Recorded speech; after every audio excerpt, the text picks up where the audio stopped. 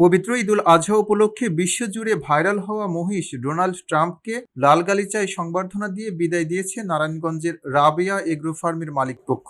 এ সময় খামারিরা অ্যালভিনো জাতের মহিষটিকে রাজকীয় পোশাক পরিয়ে নানা রঙের কালার স্মোক উড়িয়ে লাল গালিচায় হাঁটিয়ে বিদায় জানায়। নারায়ণগঞ্জ শহরের পাইকপাড়ায় রাবেয়া এগ্রো ফার্মে সোমবার বিকেলে এই আয়োজন করা হয়। এ সময় ডোনাল্ড ট্রাম্পকে নিজের এলাকায় নিতে পেরে উচ্ছ্বাস প্রকাশ করেন ক্রেতা ও তার সঙ্গে আসা বন্ধু ও স্বজনরা।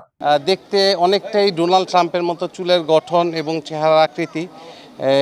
এই ফার্মে প্রায় 8 থেকে 9 মাস এখানে ছিল। এখানে ওনারা এটা লালন পালন করেছে। আজকে এটা কোরবানির উদ্দেশ্যে ওদের অরিজিনাল মালিকের ঠিকানায় চলে যাবে।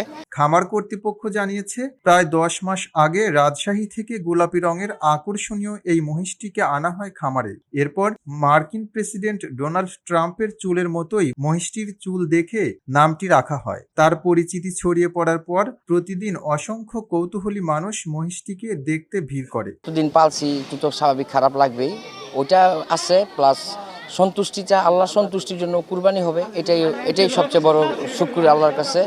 এবং আপনাদের মিডিয়ার কল্যাণেও সব জায়গায় ভাইরাল হয়েছে আমার ফার্ম। এবং এই ডোনাল্ড ট্রাম্পকে আমাদের রাবেয়া এগ্রো পরিবার কখনোই ভুলতে পারবে না, ওর লেগেসি সবসময় থাকবে। এদিকে মহিষ ডোনাল্ড ট্রাম্প আন্তর্জাতিকভাবেও আকর্ষণের কেন্দ্রবিন্দুতে পরিণত হয়েছে। বিশ্বের বহুল পরিচিত Reuters, the Telegraph, the Mirror, AFP, New York Post, France 24, Manila Times, Gulf News সহ অসংখ্য আন্তর্জাতিক গণমাধ্যমে আলভিনো জাতের মহিষ ডোনাল্ড ট্রাম্পকে নিয়ে সংবাদ প্রচার করতে দেখা গেছে।